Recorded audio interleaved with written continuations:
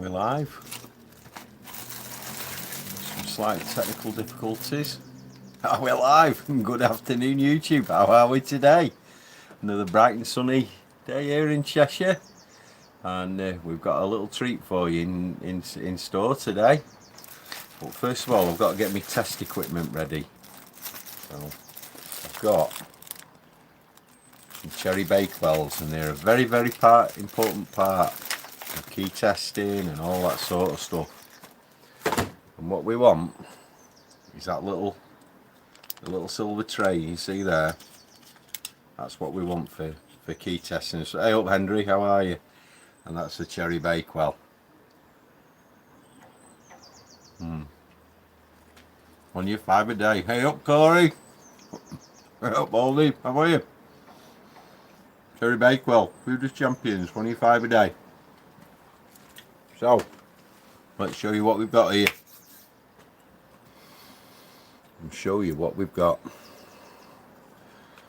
I'm using me gimbal, so I don't know how good this is. Yeah, I should be eating Jaffa cakes really, shouldn't I? But I've only got one packet of them left. Hey up Henry, how are you mate? Right, so let's show you what we've got set up here. We've got, hang on. Right, we've got basically, we've got all the cowls off. We've got the key reader here, the key reader coil here. Morning Carl. Morning David. We've got a known good working key in the ignition. We've got, bear with me, we've got the Bosch KTS scope set up on 2 channels, and if it'll focus, come on focus, the Bosch KTS set up.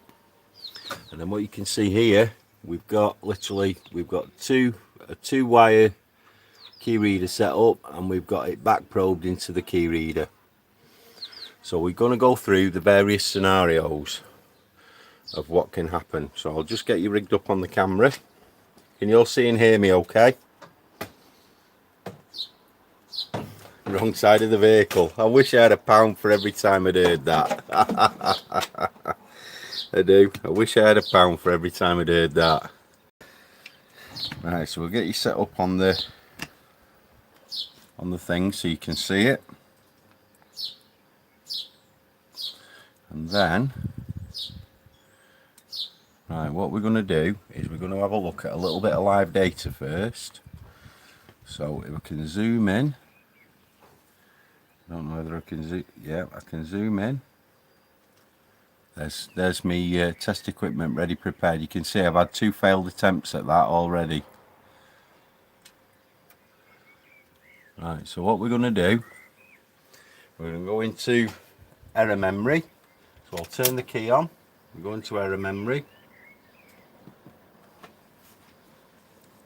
You see there are no errors in there. Okay. The first thing we're going to do is look at actual values, and I've pre-prepared this.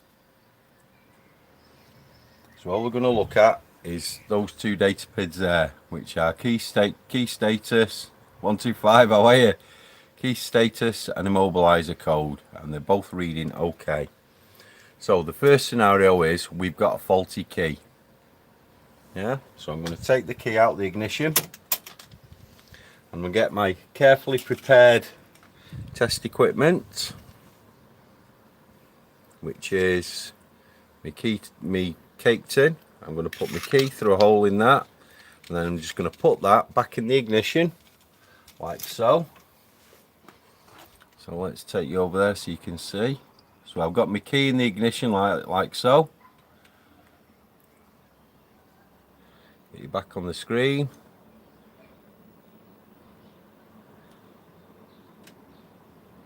And then I'm going to turn the key on. Now you can see there it says key status it's okay, but immobilizer code okay. So the code, the reader is going okay, but it's not receiving a signal. So from there, what code will that generate? Let's have a look. So the first scenario is the key signal is not getting to the key reader, and in live data it says key status not okay. We'll come back out of that and we're going to have a look in error memory,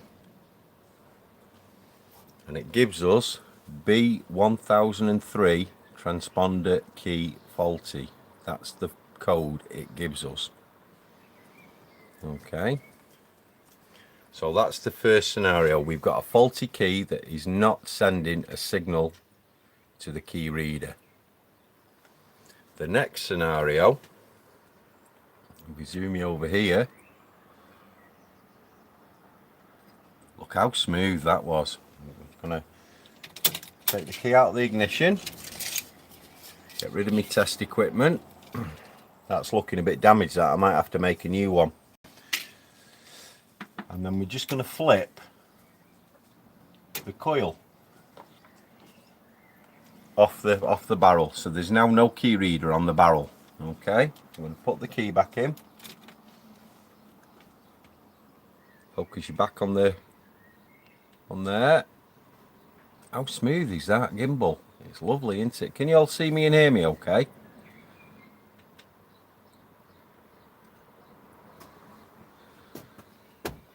Can you all see me and hear me okay?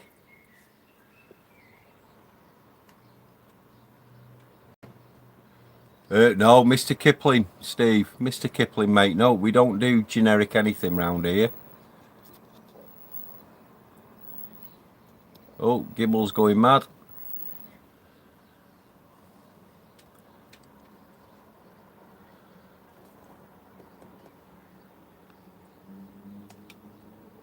Okay, so that's you focused, right? So what we're going to do now, we've got the key in the ignition but no key reader around it. We're going to go back into actual values, continue. Right, it says there key status not okay, immobilizer not immobilizer okay. I'm going to turn the ignition back on. You can see nothing has changed there on the status, but what we have got now, if I show you quickly, we've got on the dash a key light. You see the light with the padlock on it just below the battery in the engine mill? We've now got that light on there. So, does that generate a different fault code?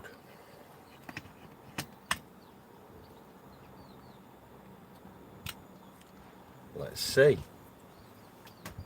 So we go back to our fault codes.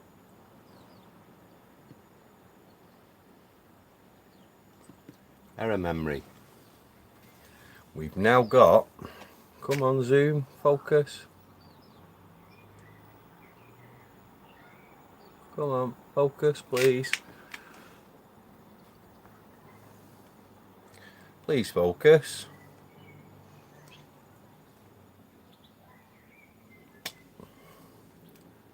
There we go. We've now got B1002 transponder antenna incorrect signal. So the difference there is, the first situation we had no signal coming from the key, yeah, and it just gave us a transponder key faulty signal. The second scenario, right, so obviously clearly the key reader was bouncing a signal off the key but not getting any signal. Now the second scenario is what's different.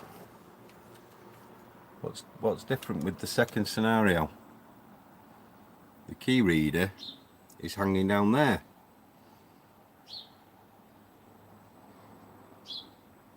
Yeah, so it still can't get the key signal, can it? It still can't get the key signal, and yet we've got a different fault code occurred. Why would that happen? Any ideas why that could possibly happen? Why that could generate a second fault code when in theory all we've got is exactly the same scenario? This is why key diagnosis is so tricky.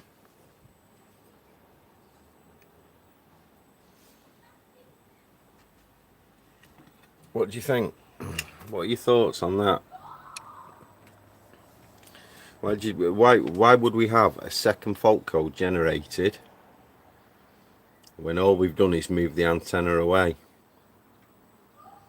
The only reason I can think of is that it must actually be bouncing off something, and the tin foil is doing something, is affecting it in some way, right? Because we've clearly not done anything else. That's right, nowhere to go. Morning, Angel, how are you?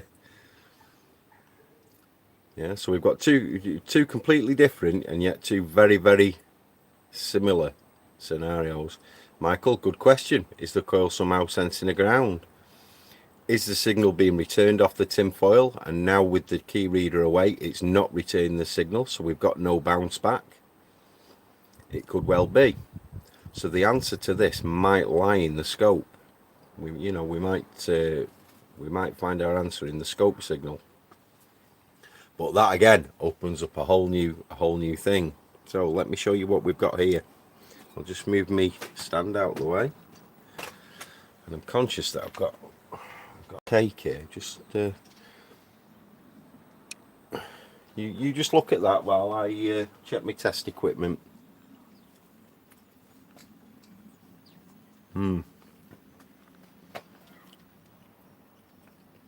It's a very, very good key signal blocking device, that is.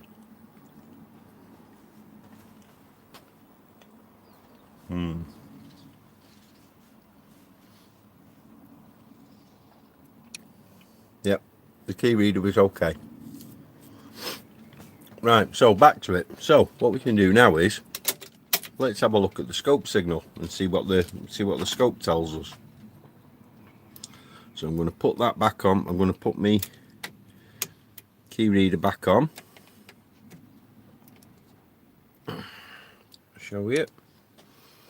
So I've got my key reader back on, and I've got my two back probed in, making sure you can see that the test probes are not touching at all. Laws, you're right. You're exactly right. You're all right. Yeah, it's the fact that the silver foil is actually bouncing the signal back. Right, and whereas when the key reader's off, it's not. So to set our scope up with the Bosch scope, it's dead easy.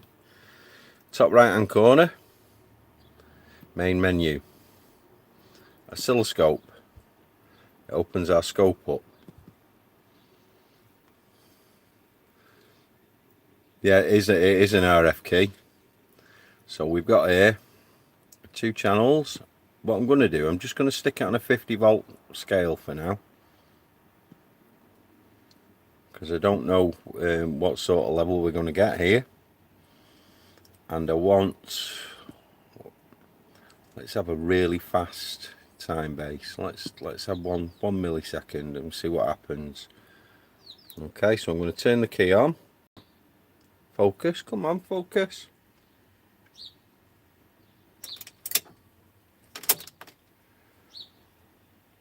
Pause that. Right, let's get rid of the gimbal now. Just hang on. Oh, sorry, you're all going to get seasick. Just bear with me. Right, that's it. Right, so we've paused that, and we'll just go back and have a look at that signal.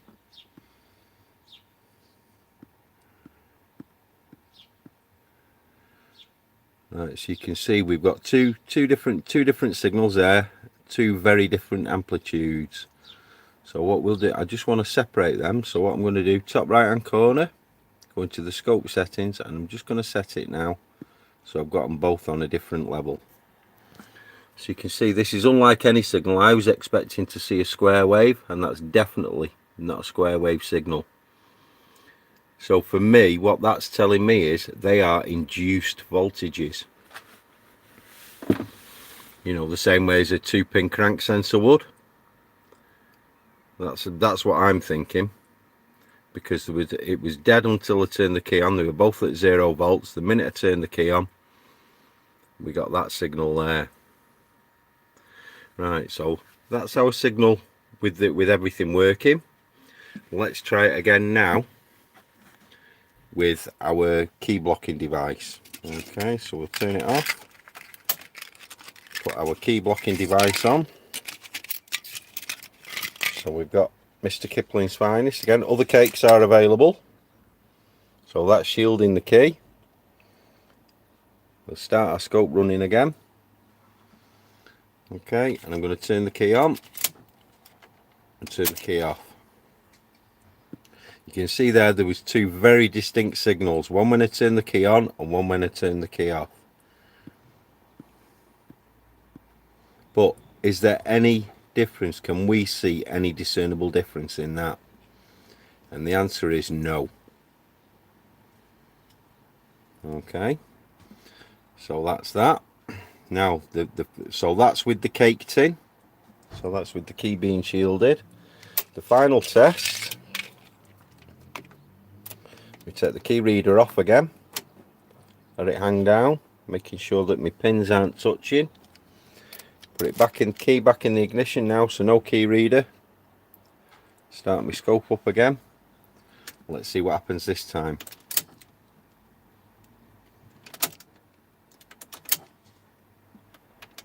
Do you see the difference? What's missing?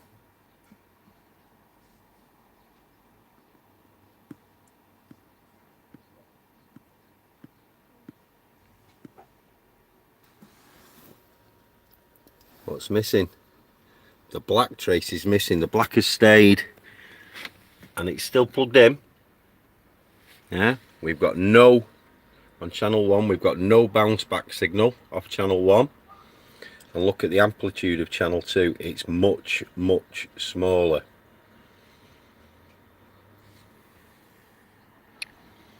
So does that give us information on how this system works? So the channel 2, which will be the red probe, hang on, let me turn the camera around. Channel 2, which is the red probe,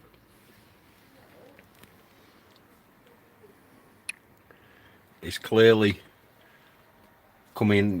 That's the key reader saying hello, are you there? And then the other channel is the bounce back signal off the key. So obviously with the key being shielded, there's no signal there. There's no, there's nothing back.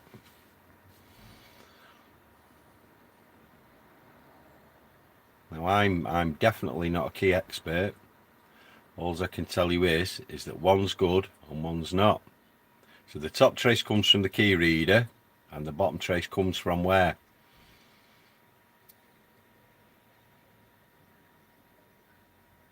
Because the bottom trace is still there, isn't it? But the top trace is gone. So we've got one more option left. I just so happen to have a key here that is not for this vehicle. It's the same sort of transponder. So what I can do is somehow rest that on there or hold that on there, and then I'll do it. Now I'm going to need 3 hands here, so I'm going to have to put you back on the stand. I'm going to have to put you back on the old zoomy. So just bear with me 1 second while I get you set up again. You might, if you get seasick, close your eyes.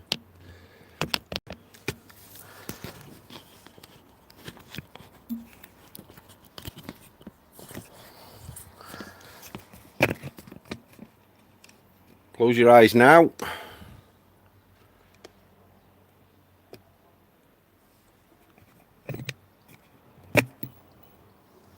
That's it, we're back. And we're back. Is everybody okay? Nobody's having an epileptic fit or anything like that?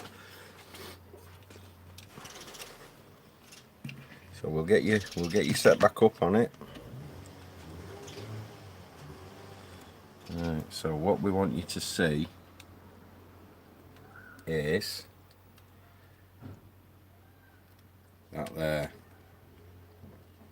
Okay, so what I'm going to do now, we'll start the scope running. I'm going to hold that key there on that key reader. We're going to turn the key on, turn it off, turn the key on, turn it off, pause the scope, and go back to our screen.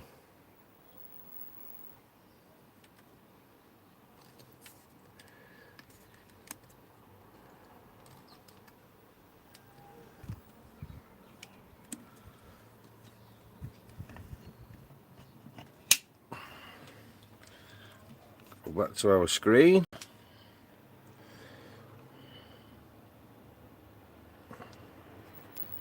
Back to our screen, please.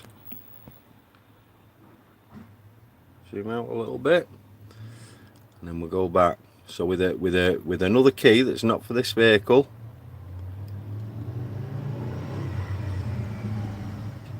you can see we get exactly the same effect as if there was no key present.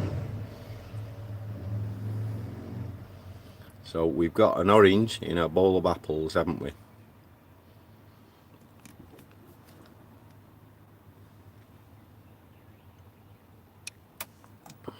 How cool is that? How cool is that? Hey up Simon, how are you? JT, do we use that scope more than the Pico? No. Basically, somebody in the community portal at simplydiag.net wanted to see how we would do it using the Bosch scope. So that's why I've used the Bosch scope. You can actually see I've got my Pico out because I wasn't sure of the signals that I was getting. So I actually tried it with the Pico, different grounds, all sorts of stuff, and it was exactly the same.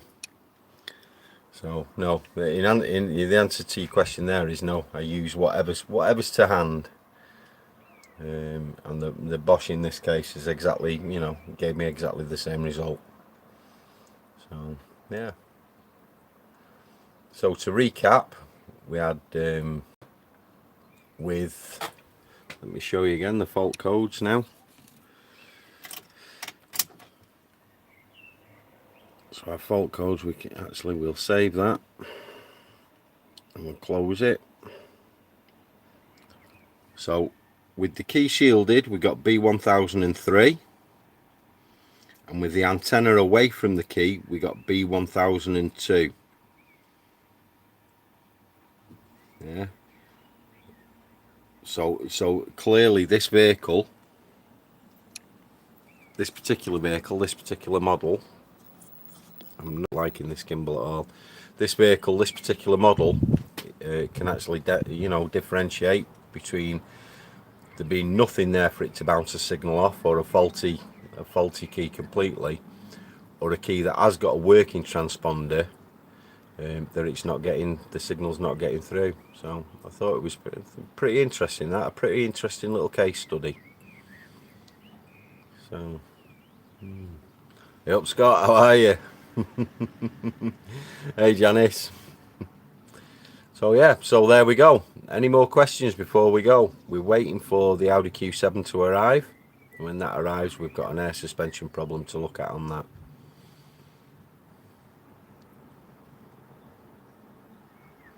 No questions? Brilliant.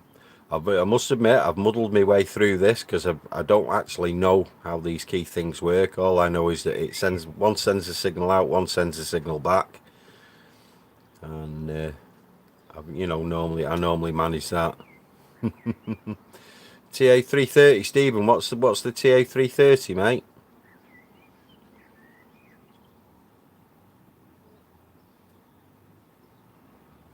Yeah, we'll have a go at an 86 Bronco, Chris. No, it can't. The battery, because the keys work without batteries. Jeff, you can, mate. Yeah, we can do a bit more with the Bosch. No, I haven't. I haven't, Stephen. I haven't got that that keyless detector, but I have got I've got the hotel TPMS thing, which tells me whether a signal's being sent and that. And to be honest, it's kind of irrelevant, isn't it? All we need to see is that there's some sort of a signal. What I have got is one of these, but there, basically, you put it round. If there's communication, then the little light flashes, but that doesn't work on this vehicle. So it must be a completely different system, and you'd need somebody who knows far more about keys, somebody like Advanced Keys or the Diagnostic Box, you know, to tell you how that system works. But at a journeyman level, at my level, all I need to see is there a difference between having a key there that works and not having a key. So yeah, key type. It says, if we go back into live data, I think it does say. If we go back into live data, I can actually find that out. Return actual values. Get you back on the screen.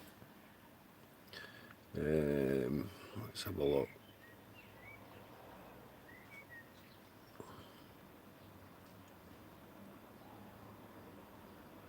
There you go, RF key state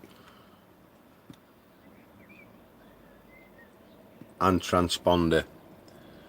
So it's just a transponder in the key, and the RF is for the central locking.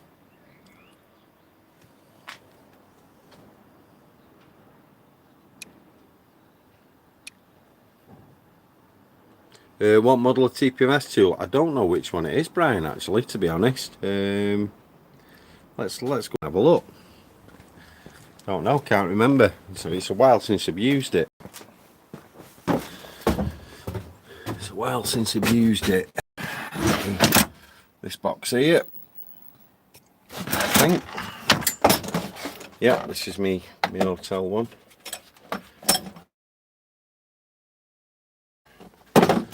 It is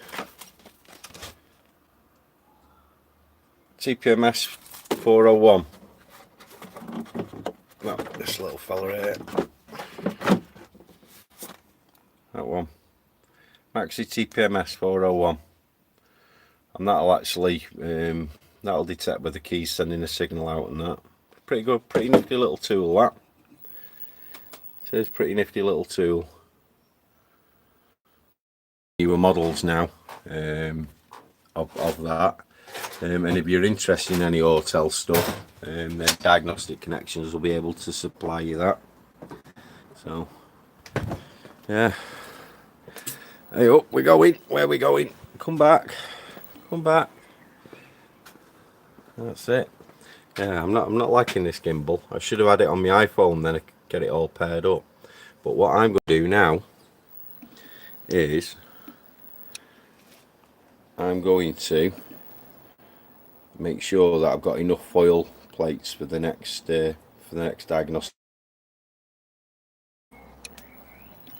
All I'm going to say is thanks for watching. You're awesome, and we'd love to see you over at www.simplydiag.net. Free to join for the public and a minimal fee for trade only membership. We'd love to see you over there. Thanks for watching. You're awesome.